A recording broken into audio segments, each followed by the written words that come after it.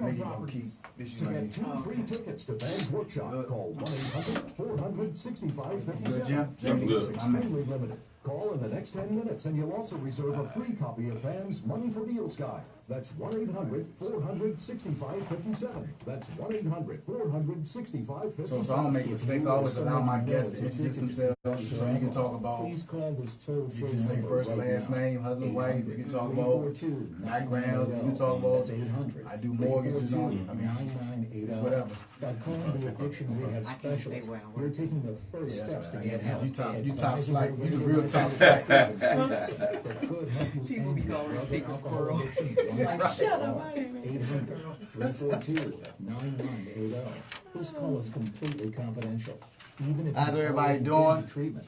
Got my family in here today. Brother James, Sister Kim. We about to keep it real up in this jump. Call the addiction rehab specialist. Everybody talk about it. I too was once a cheater. Yeah, don't get it twisted. 9980. 800. But we always talk about mental issues, you know, cheating and lying and all that stuff comes from a lot of times from something in your past.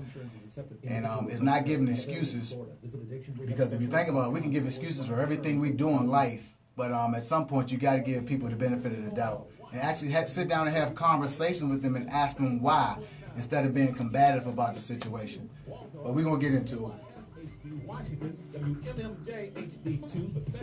And never know how I'm gonna start my show off, man. I'll be interested. My girl, man, you should prepare. I ain't mind. Just go off the top. Off the break. I should be talking Ebonics and everything. What's up, my queen? Let's figure it out on the Archie Beslow radio show. He cares, he shares, he knows. The journey of our youth is in our control. So tell your family and tell your friends that the word on the street is we all should listen in. So let's figure it out on the Archie Beslow radio show.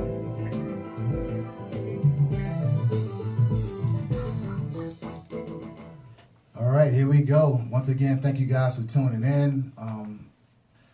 Thank you, God. Thank you, Mom and Dad. Thank you, family members. Thank you, friends. Thank you, supporters. Just thank everybody.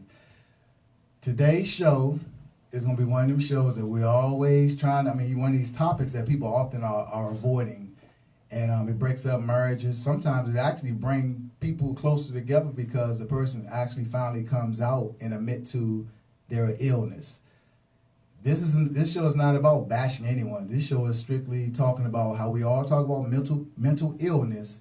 A lot of lying and cheating and brokenness and you have it comes from some form of mental illness. A lot of us don't want to claim it, but a lot of us in our past, even as kids, we've observed and watched our moms and our dads do certain things, and we don't think it affects us, but when you get older, you become the remnants of the things that you were exposed to, whether it be your mom, your dad, your brother, your sister, your aunt, your uncle. As kids, we retain a lot of information at an early age, and we're not mature enough to decipher how to actually listen to that information. So without me, going deep into the conversation, I want to introduce my guests. They're like my family for real. I have my good friend, Brother James Reed, and his dynamite wife, my sister, Sister Kim. Hey. How y'all doing? We're doing good. Thank you for having us. All right, introduce you guys. So tell these people something about you, because we about to get into them. So we might as well get them the nice side of y'all first before we break them down. Oh, you're going to let me do it. I just wanted to make sure, let my man live. Amen. I had a problem with that once upon a time. Anyway, so yeah, I'm Kim Reed, and this is my husband, James Reed. We are known as the Relationship Motivators. We do that from a passion standpoint. We motivate couples and singles to have better relationships, to get through the tough times in their relationships. And not that our word is the end-all, be-all, but it's from our perspective, from our experience also, and just to motivate people to have the relationships they desire, and not just what's dealt to them. Outstanding. Brother James? Well, first of all, thank you for having us. A little bit of background on myself. I'm originally from Trenton, New Jersey. Always like to give a shout out to my hometown. Amen. You got to do it. Graduate of Georgetown University, where I play basketball there, and I'm currently a senior mortgage banker here in the area. So it's my passion to help people either buy a home or something dealing with real estate, and also to assist my wife in her dreams and goals as well. He ended with also assist his wife in her dreams and goals. Just imagine if we had that type of dialogue every time we leave the house and when we get home, and we just simply say, honey, are you still on track to achieve your goals? Honey, are you still on track? Am I supporting you enough? Right. We shouldn't wait till all hell hits the fan to become a savior and a provider. You're supposed to show your spouse that you're trying to provide from day one, from the good days to the bad days. So we're going to jump right into it. Again, the number is 800-450-7876, 800-450-7876. So my listeners know y'all, I'll be all over the place with mine. Sometimes my engineer, Dynamite Nikki, she be doing jumping jacks trying to get my attention. But I want to start out with the lying piece. And I want you guys to give me just give me some input on what does lying mean to you, just on a regular, to just whomever, and what does lying mean to you, to your spouse or your girlfriend or significant other? Want me to go first? So, I used to think that there was lying and then there was lying. And when I say that, I mean just how you doing? How was your day? It was all right. When actually it wasn't all right. Right. I'm just not wanting to talk about it right now. Mm-hmm. But when your mate knows you, they learn your mannerisms, and he just knows the look on my face or whatever. He can come after me and, hey, something's going on. I need you to talk to me about this. Don't just tell me nothing. But there's another thing when, hey, where you been today? Just been to see my sister when I've been at the mall all day. Mm-hmm. Are we calling these little white lies? Oh. Yeah, well, I don't even call them. They're colorful. When they coming from me, they're colorful. Right. Trust me, he learned that. They are colorful. But then there are those lies when there's like infidelity. Where you been today? I was at the gym, and then he wasn't. Right. That's a lie. Yeah. And all of them, none of them are good, but it's one of those things where you have got to be loyal when you know the other person's, their biggest thing is loyalty. And when your biggest thing is loyalty, you have to know that about your partner. Amen. And these are things you need to discuss at the beginning before the relationship even gets serious. You need to sit down and have a conversation. What is important to you? How do you view lying? What experiences have you had as far as lying? Because everything you did before that relationship, everything you went through before that relationship, if he told a lie to me, I could relive an experience. It's like a PTSD effect. I got you. I'll go through that experience in my head, and I'm like, wait a minute, and I might start treating him harshly because of what somebody else did to me. And we can honestly say lying is a disease, lying is a sickness, lying is taken for granted. Correct. In a lot of cases. From a man's point of view, James, if I say liar or lying to you, what's the first thing that comes to your mind? Well, it's funny that you say that because I had to learn in our relationship that, and just something about myself, now this is just my opinion, but some men, when they tell a lie, it's because they don't have, they're afraid of what's going to happen by having that difficult conversation. So sometimes men, we tell a lie because we think that lie is going to protect our woman. So if she's coming to, so let's not even talk about quote unquote infidelity right now. Let's just say something else comes up and maybe she has something going on at her job. And if she comes to me and says, X, Y, Z happened, and in my mind, I want to say you're wrong, but I tell her, well, it's okay, you did the right thing. That's still a lie. But some men, or just some people in general, they don't have the fortitude to have the difficult conversation. You got to be able to have the difficult conversation and say, look, this is X, Y, Z. This is what I really think. And then when it comes to the infidelity part, when a woman, see, this is the difference between men and women. If a woman steps out on her man, a lot of times men, we don't want to know the intricate details of what you did.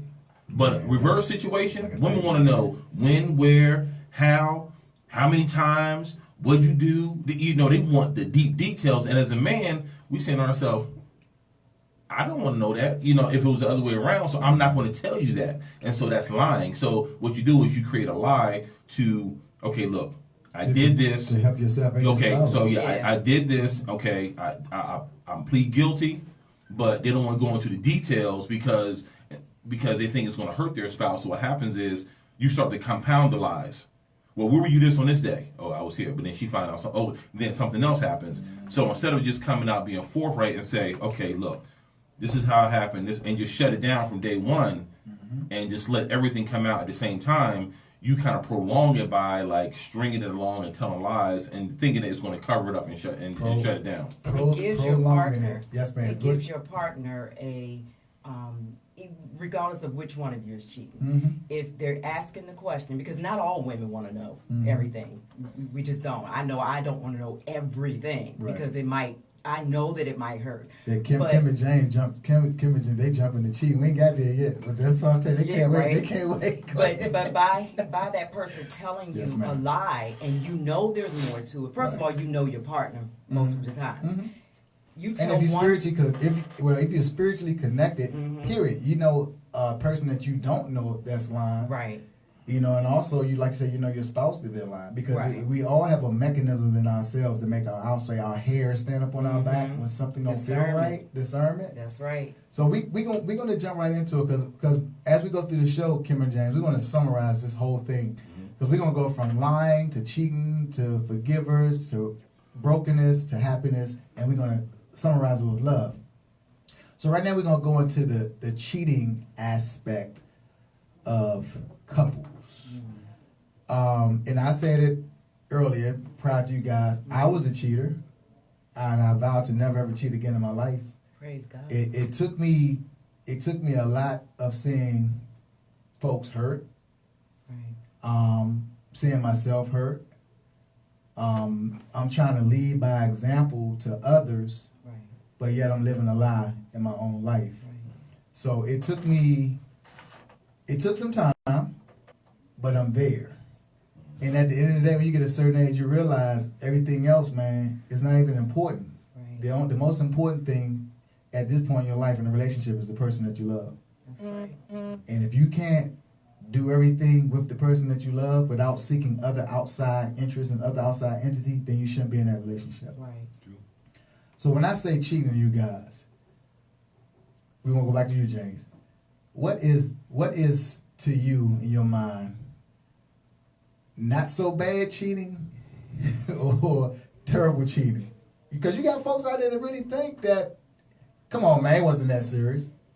Right. So I don't believe there's anything as not so bad cheating and terrible cheating. It's all falls in the same category. So it's kind of like, is it murder? Is a better way to kill somebody? A lesser way than another way. So in the grand scheme of things, when you take an oath of marriage, under God, and you're supposed to do a certain thing, then so you have different forms. You have your emotional cheating, you have your obviously physical cheating, and so I don't think one is lesser than the other.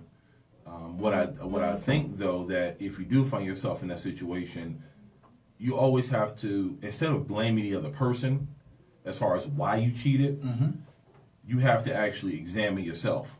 And that's probably the hardest part of the situation, because self-examination, when you take a look at yourself, really, you may find some things about yourself that you don't like.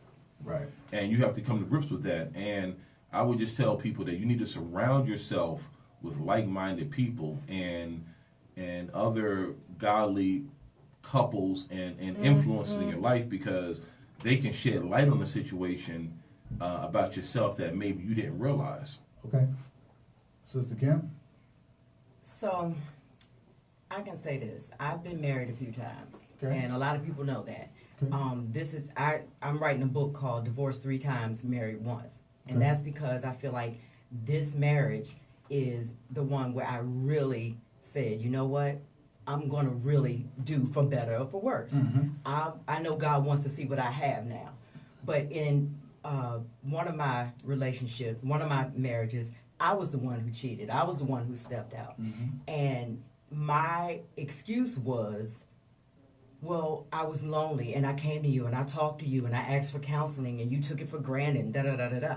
Instead of me taking personal responsibility for the choice I made to cheat, instead of me saying, you know what, it doesn't matter what was going on in your marriage. There is never a biblical reason to cheat on your spouse. Not ever.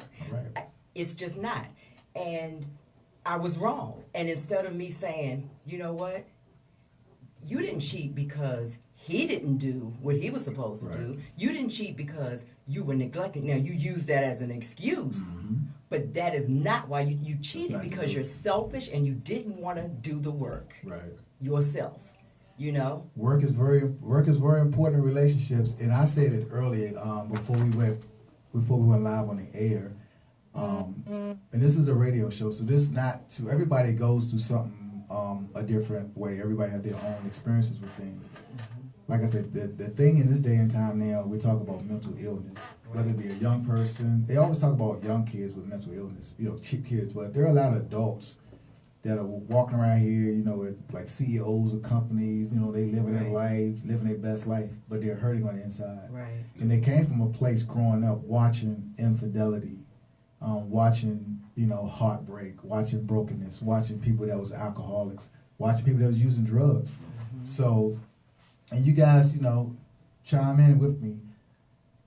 That really affects a lot of people's decision of what they do. That everyone knows right from wrong. Everyone, and I'm gonna tell you how silly I was, and I'm gonna be open because you have to be open. My spiritual advisor say I'm gonna start changing lives when I start speaking the truth and giving testimony.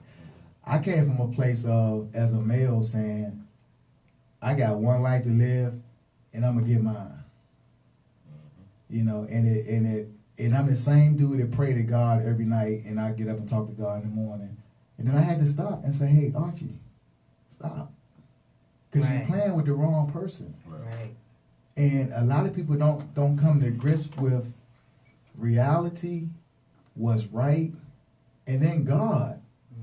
Everything else don't mean nothing. You feel me? So I'm here today to tell people, especially our guys, James, and you can jump in too, we got to stop being selfish, and really stop hurting these women, man. Because we come from a place, and everybody always giving, and I don't even like when people say, a woman is strong, she's strong, she can. Women shouldn't have to be goddamn, excuse me, that's just public radio. I'm sorry for cursing, but I'm sorry. My bad, y'all. But I'm tired of us men taking that for granted. People take God for granted with the repentant sins, and then people take the women for granted saying that they're strong. Well, how much? Go ahead, James, jump in. So, what I want to tell you from a personal standpoint is, I know that when I had troubles in the past, it took me a long time to kind of really figure out what the issue was. And I give credit to my late mother, who pulled me inside and said, first of all, you need to forgive yourself, because there was only one person who ever walked this earth that was perfect, and that was Jesus Christ. Amen.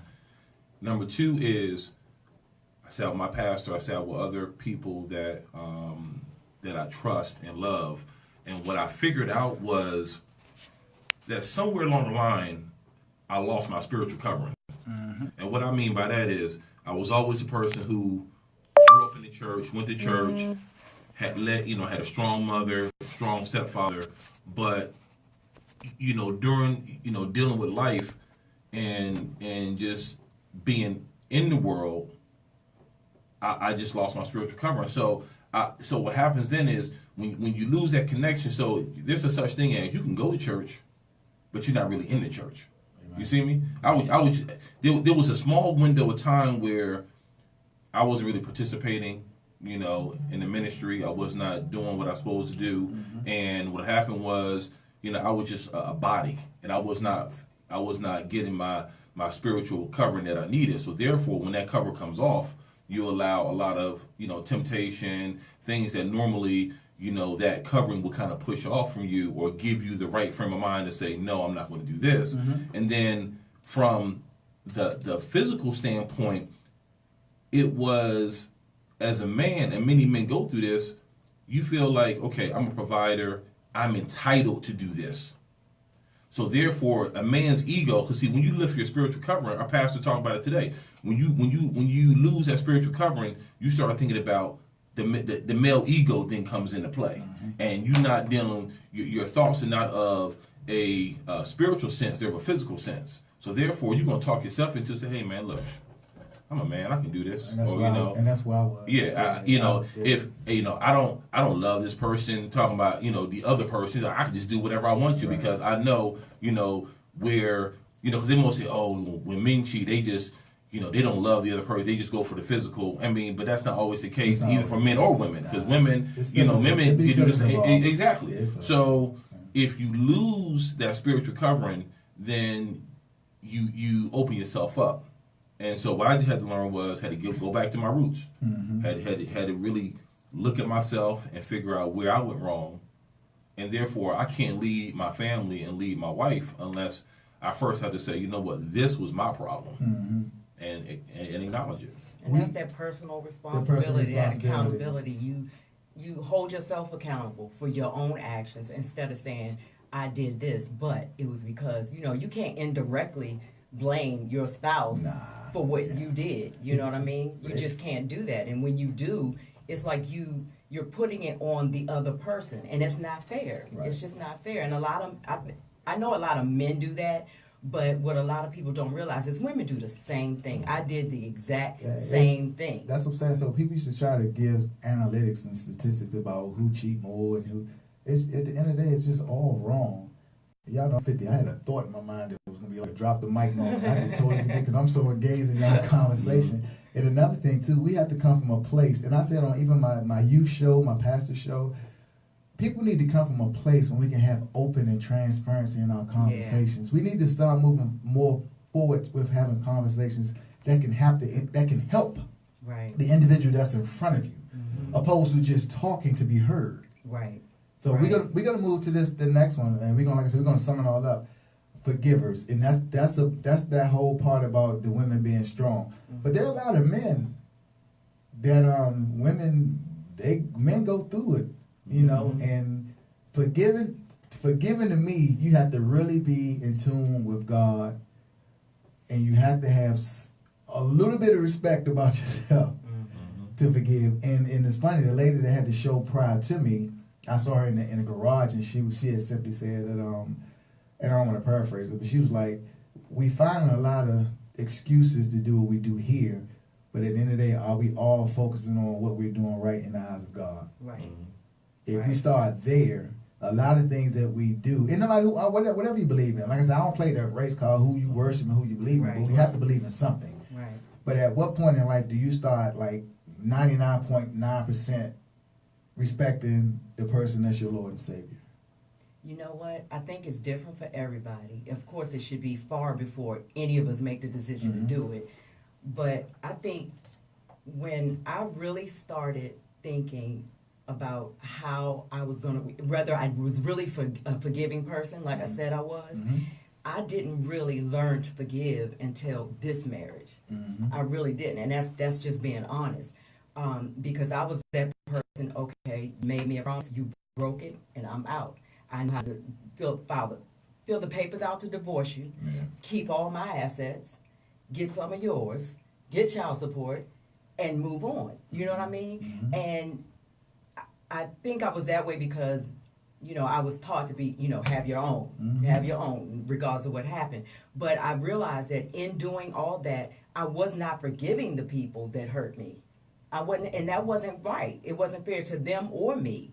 And I realized that forgiveness is for me. But when James and I went through our experience, that was when God was saying, okay, so I helped you through all of that other stuff you went through. Now I want to see what you got. What is your staying power? You know how to roll. Right. What's your staying power? Because is this man, that one thing that he did, which was terrible, and which we're not making any excuses for, or is he that and everything that he has been to you and your kids? Right. Is he still the man who came in and while you had 3 kids, one was 2 months old. Is he still the man that took on those 3 kids, put 2 of them through college by himself, without the help of the ex? Right. You know, is he still the man who raised, you know, a newborn Mm-hmm. as his own when her father was never in her life? Mm-hmm. You know, he buried that child too. Yeah. You know what I mean? Yes. Is he still the man who, after he did what he did, could have left you high and dry with the bills, the house, and everything, went with another woman and just let you figure it out? Right. You know, or is he the man that tried to make it right? Now, he can't make it right, but he can try to do right from that day forward. And he fought for his marriage. And I had to look at myself and say, you know what, okay, that was his fault. He did what he did, no matter what the reason. But this is about me. And that's what God was trying to make me see. Are you really forgiving, or are you just putting on a front? And I had to really forgive. I think that's very valid too, Kim. Wow. I lost my thought again, y'all. Back in the day, back in the 80s. Y'all know what we was doing back in the 80s. But on a serious tip, the forgiving part, I know me as a man, and James, you touched on it. If my significant other cheated on me, I couldn't go back.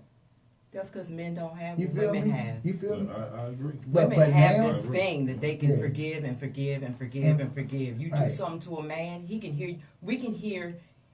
I can hear he did it 3 or 4 times. Or I hear the Right. one time he did. I'd probably kill him if it happened again. Right. But did I say that? It's all right. Anyway, but my experience, I've noticed that women can take more and more. They're like rubber bands. They take, and Right. it pops. When it pops, that's it. That's the fed up point. But they can hear about their boyfriend or husband doing something 1 or 2 times, go through their drama, grieve it, get back with them. But a man can hear it one time, and he will feel all that pain in one time that she has felt in all of that.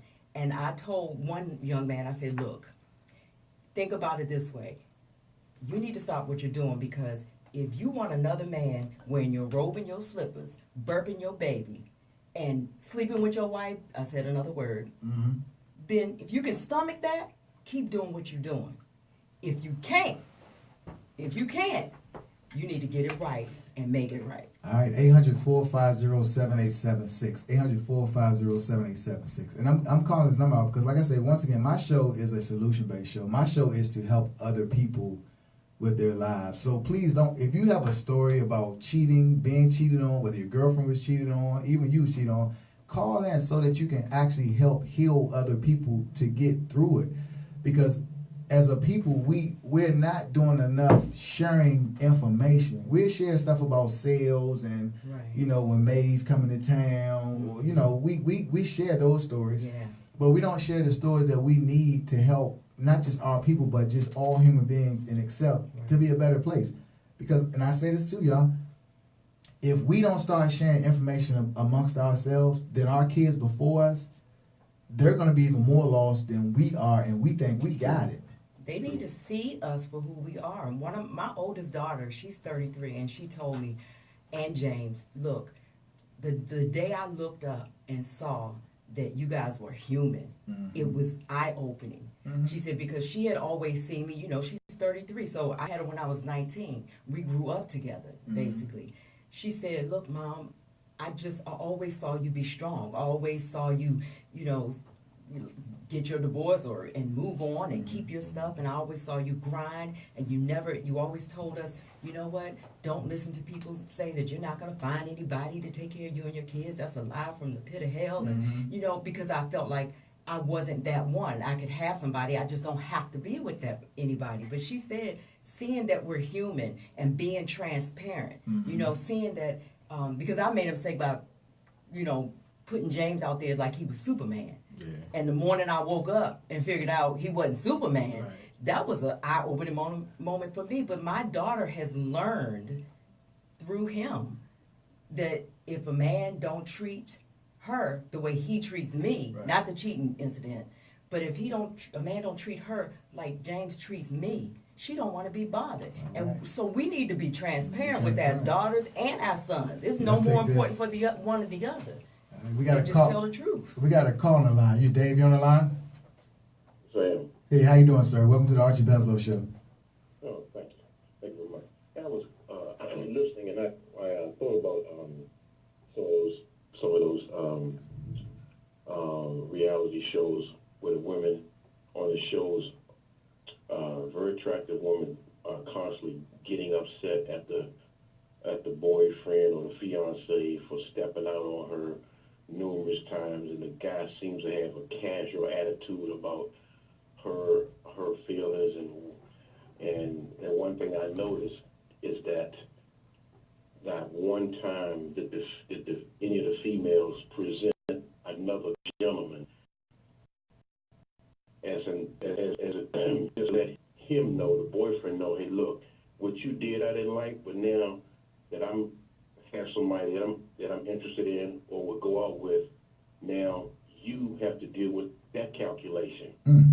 Because I noticed in all those shows where they throwing wine at each other and throwing up bras and half wigs flying all over the place, and not one of them females introduced another guy that they could possibly go out with as an alternative, just to show this guy, you ain't all that, don't even think you are. And a lot of times the guys walk around like egomaniacs. I call them narcissistic beasts. And that goes back to what we were just talking about. And, you know, we as men, we take it for granted while the women are suffering. Yes. You know, and at some point, and even barbershop conversations should be about the betterment of our women opposed to the betterment of LeBron James breaking records and, you know, NFL players scoring touchdowns. We need to have positive dialogue about helping our queens on a continual basis, because and you know the just to attach to what you were saying is that some of it is just so childish and so cheap. Yes. That you are 35-year-old man, and you have somebody who has shown you absolute unadulterated adoration. Awesome. And this is the thanks that she gets. And I said to myself, he hadn't even figured it out in life, that all these women, I'll sleep with all these women, or call yourself sleep with all these women, is so empty. Yes. And really the real thing you want is somebody in your life that loves you unconditionally. Amen. Come on And now. Come on. That loyalty piece, man, we talk about it. That's it. Yeah, but that's really, if you just be honest with yourself and stop playing these silly little games. Amen. That's what you really want. And so now, if you can be honest with yourself, stop all this silly little mess, because I see it so much. It's so sickening when I see it. But again, no one is showing the alternative to let the young lady know, hey, you know what? I may not be like Jeff or Mike over here, but I do care about you. I don't have what they have fancy, but I can show you unconditional love. I just need an opportunity to show you that. You get a brother like that coming forward. May not have all the trappings, but he has character. Amen. Right. That's There it. you That's go. it. All right, Dave. Well, the phone lines are blowing up, man. I appreciate you, Tam. Thank you, man. Real talk. Okay, but My man. So that was the segue to what I was about to talk about. Even if you see people doing right, there's always some outside entity that's directing you to a situation where you're doing wrong, because they're coming from a place where they're hurting and they're suffering. Right. So, Kim, what do we say to that female? And you was touching on it. You know, James is your Superman, and hopefully, I'm a Superman to my lady. Why can't you just keep up your date? James can be a Superman even through his faults. I don't like the females but I don't like for the females that just sit back and just bash. Okay, girl. Okay, don't give them too much. But yet, every other breath out of your mouth and your body, you're telling them how much you love this dude and how much this dude is bringing to you. You know. At what point do you check the females, or how do y'all check them? Here's the thing. I've learned that if I can be out here and tell you when he's doing wrong, why can't I tell you when he's doing right? Let me get a high five. We're gonna do a live high five. We just did a live high five on the Archie Beslow show in the studio, y'all. Because there are women that would tell me, don't talk about your man and how good he is, and and they coming from a good place because it's because of what they've been through, and it could be somebody older, right. you know. But I am in a place in my life where I say, you know what? it doesn't matter whether I tell you he's doing good or bad. If he wants to cheat, he's going to cheat. Yeah, And let me get ahead. to the Yes, caller, ma'am. because Yes, when he was saying, how the men are doing and acting nonchalant, a lot of times these men are acting nonchalant, in my opinion, because they know the woman's not going anywhere. To me, it's about self-esteem a little bit for a woman, for some women. And they feel like they have to be in this relationship. They don't want nobody else to have them because she gonna have everything that she had or whatever. Instead of saying, you know what, I need to set some boundaries, and there needs to be some consequences for his actions. And women need to stop being afraid of setting boundaries, not allowing this person to cross those boundaries without the consequences. We just don't do enough sometimes. A lot of women that I've known don't do enough sometimes to really say, you know what, I am not going for this. Don't hold your thought, 'cause I'll forget mine. And I said that to my ex. I was in a situation where I was like, you need to check me. You know what I mean? And that was real. It was almost like you're drowning. I'm about to run and dive in the water, but you're not pulling me back. And I told you in previous conversations I can't swim. Right. So I'm still running, and then I'm looking back. Nobody stopped me. I don't know no better, so I'm going to dive in the water. So now I'm drowning. So now at that point you want to come in and save me. But I was like, nah, prior to all this, I was telling you what I needed you to do to help me. Man, it's no different from an alcoholic to an adulterer to a dude robbing banks. A lot of people reach out for help before. And then people pick and choose on what situations is a valid situation to help somebody. No, anytime somebody cry out, if somebody say, hey, I'm tired of taking the trash out because I don't like how it smells. Okay, then later on down the road, he might be inhaling some fumes or something that's really making him sick, but he didn't know how to break it down because it was simple or it didn't make sense. But yet he goes get a diagnosis at the hospital. Oh yeah, he was smelling some toxins that you put in the trash can every day.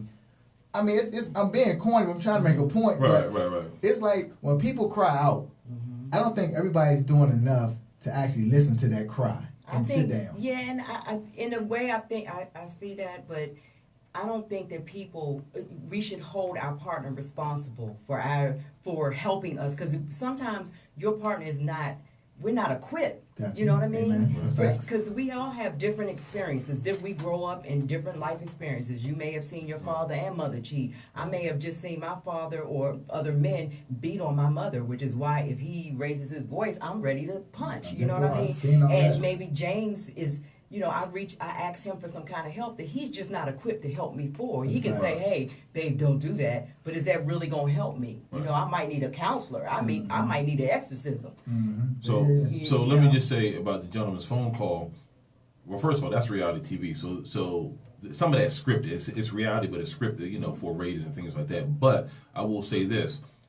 If a lady has a man that's not willing to fight for her, then she don't need to be with that man. Right. Because see, what happens is a real man, they know the value of their woman. So no matter what that man may have. High five. Wait a minute. Hold on. That's my man. That's my man there. The man, a man knows his woman. So if he knows what she brings to the table, regardless of what he did, a real man is going to swallow his ego and pride and go after that woman and stop her from going to the next man, because he knows in the back of his mind, if that next man really knew what she has, then he won't do what I did to lose her.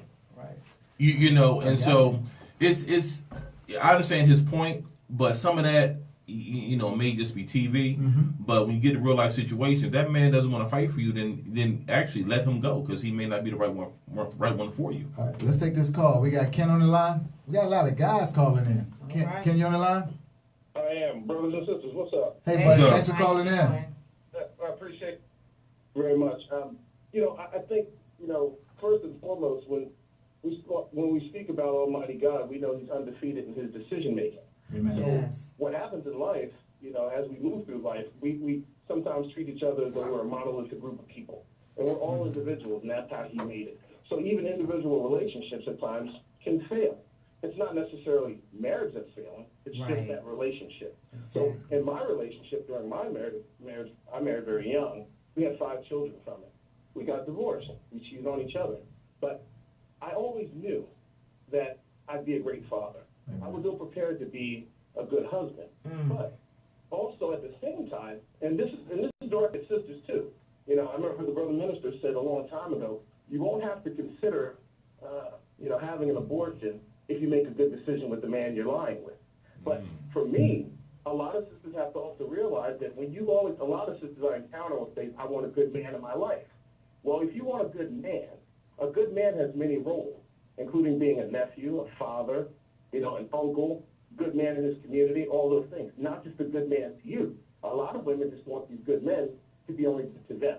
There's a certain amount of selfishness that goes on with it as well. It works both ways. But in particular, I'm only speaking because I'm on the men's side of things. Understand? It's both sides need to be heard. Right. And I'm not speaking on everyone's behalf. Right. Everybody, some people like Lou Rawls, some people like Barry White. But the fact of the matter is I'm music. So there's the greater issue also for me, and I'm sorry to ramble, but is that also what we're teaching our children is not just the gender identity and how you fit in a relationship. Because a lot of people today, and if we're reading the Word, and if we read Leviticus, and we see who should lie with whom, see, some people have a different outlook on what a relationship or a marriage actually is.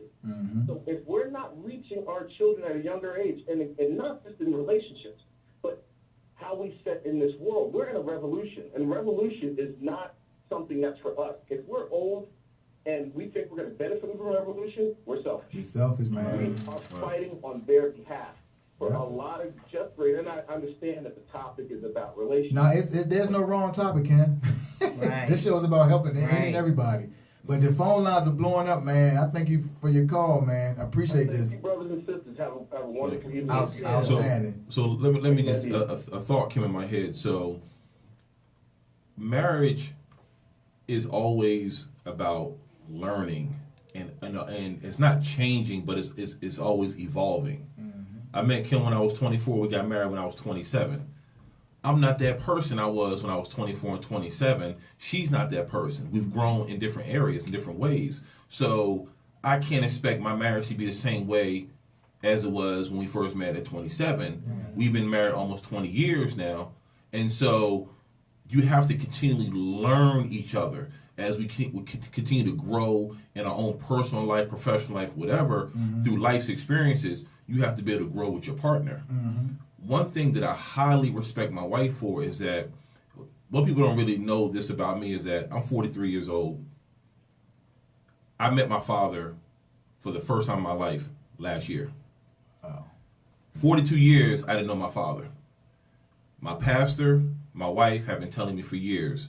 And this is about forgiveness. So after she forgave me years ago for what happened between us, it started to really resonate in my spirit that, okay, I need to reach out to this gentleman and close that gap. My pastor kept telling me, you just got to forgive. And I can never do that. And she had been on me. Make a long story short, he came to D.C. to go to the African American Museum.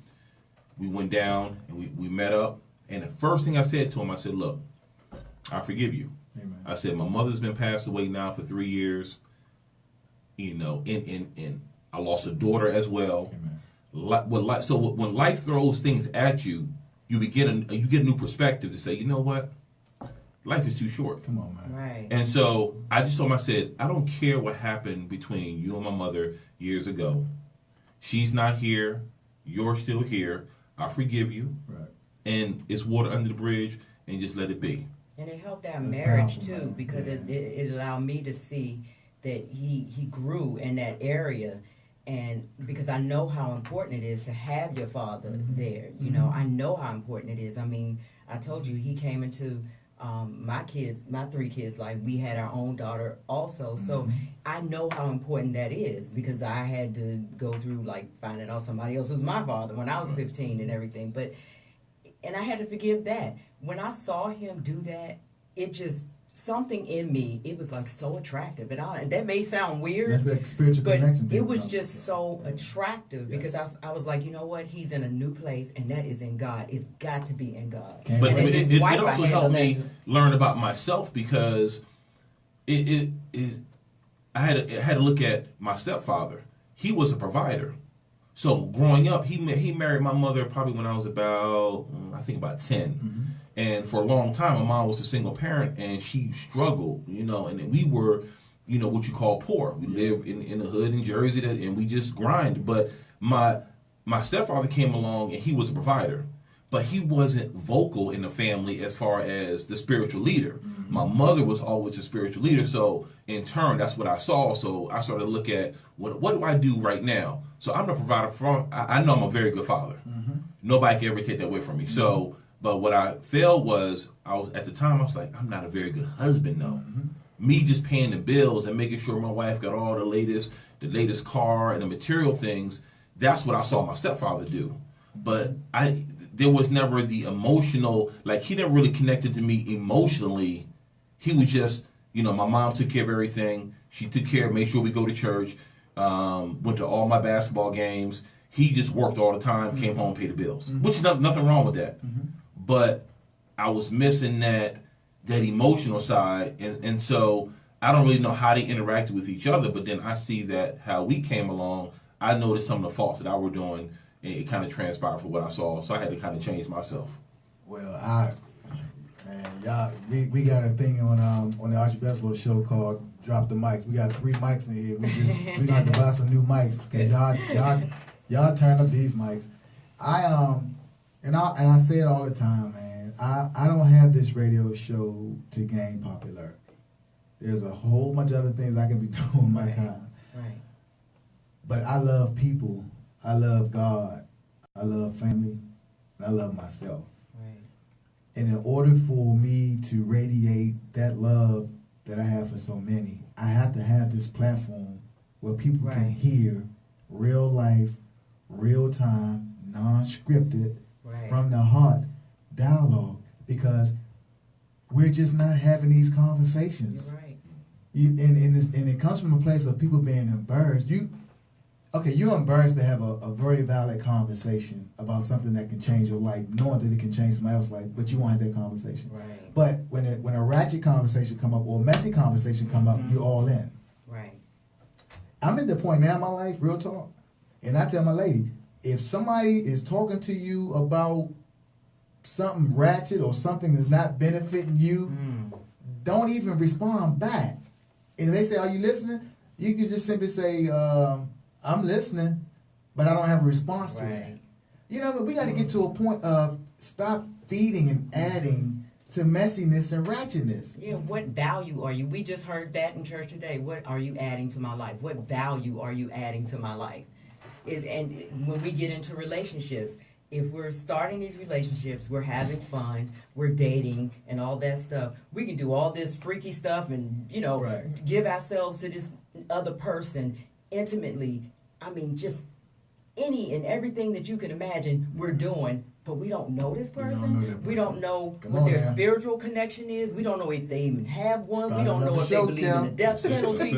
We don't know, you know what I mean? We don't know about their financial background. And you might say that's materialistic or that's being a gold digger. No, it's not. Especially if you have kids or you plan on having kids by this person. You need to know, what is your work ethic? Your work ethic. Have the convers. Right. Oh. What is what kind of diseases have you had before you ask to sleep with me? I need to know what you've had also, not what you just have right now. We need to talk about these things. And if you want to know me that personally, we need to get some other housekeeping things out of the way. We're gonna do a quick summary of what we embarked on thus far in the show. So we spoke on loyalty, we spoke on forgiveness, we talked about liars, we talked about cheaters. And I want to throw one ratchet joint out there. We're gonna hit it briefly because I got some ratchet friends. Come on, we gonna make them bad. All right, scenario. So you out, James and Kim, y'all out at let's say Mike's eating a good meal, y'all and just enjoyed yourself. But y'all see Lisa with your man Tyrone, and they both married. What y'all say? What y'all just put y'all head down, continue to eat y'all meal? Do y'all go home and talk about it? What do y'all do? Well, we best friends. So James and I talk like either 2 girls or 2 dudes. Got you. Simple as that. That's what I am to him. That's what he is to winning. me. I'm serious. We are. And we are the type that agree, hey, whatever we say between us, it better stay between us. Got you. And I'll tell him what I know. He tells me what he know, and then we decide what we gonna do about that. But we don't just step over there into their business because, first of all, unless they're kissing and touching and all that stuff, we don't know what's going on. Right. We don't know if their two spouses know that they're there and they just got there before them. It could be any reason why they did. So I'm gonna tell you this. So real talk, right? Yeah, so I'm gonna Keep get playing with so. you.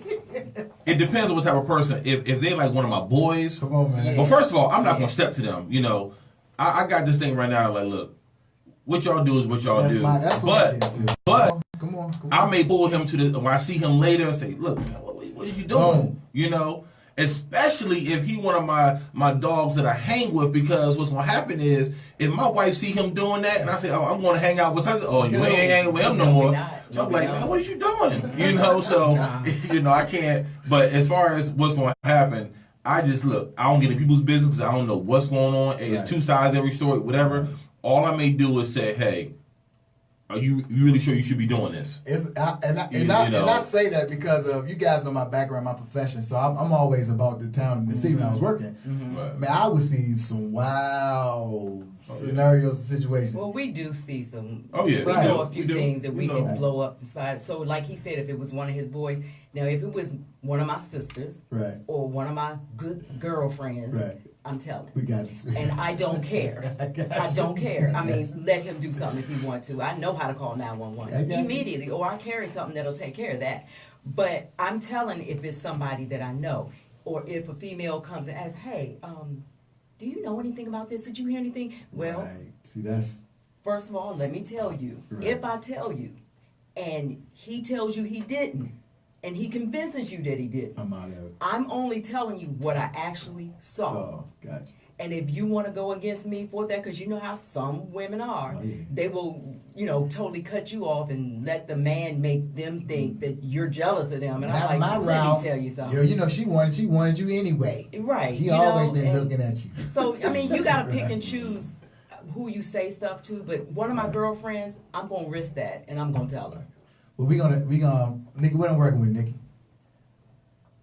I got a whopping Nikki got with your fingers crooked. Nikki got 8 fingers up. So we working with a good 8 minutes. That's my dynamite engineer, Nikki. Nikki's just dynamite. We're gonna leave it at that because she always get on me after my shows. You should have said. So let's go happiness. So let's combine both happiness and love.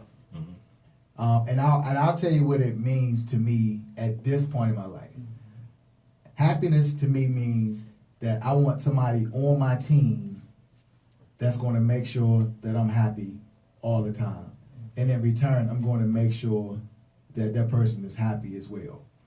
The love part of it is not me doing for her and her doing for me. The love part is one. Right. I want love to mean just no matter what, it's just us. Let's put our backs to each other. You look that way, I look that way, and every so often say, hey, baby, we good, we're clear. Let's move forward. We have to, in relationship, have this all clear, let's move forward. I think they do it in the service or something. Yeah, they sound that alarm. We have to start sounding alarms in our relationships on a regular basis so that your mate can be like, you know what, man, I don't need to entertain nothing else out here. This is all I got. This is all I need. And this is all I want. Relationship maintenance. So you guys go ahead and what happiness and love mean to you guys? Well, to me, it is about feeling safe for many women, and for me personally. Happiness in my relationship is knowing that my heart is safe with him, especially after an infidelity. Because once a woman feels that she cannot trust her heart with her mate, she loses respect, she can't trust him, and she can't trust him in many areas. So happiness to me is feeling like not just that he'll beat somebody down if they're, attacking me or something. It's just feeling safe. If I'm safe with him, that's the world. And him knowing how important loyalty is. He can check me in front of somebody, while we're alone, just never in front of somebody else. You know what I mean? I got you. So feeling safe, period. Because I know if I can trust him with my heart, I can trust him with everything. Okay. Brother James?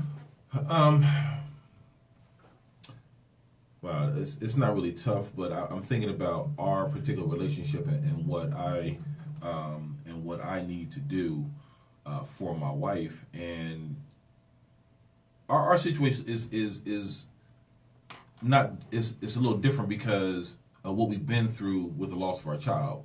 Mm-hmm.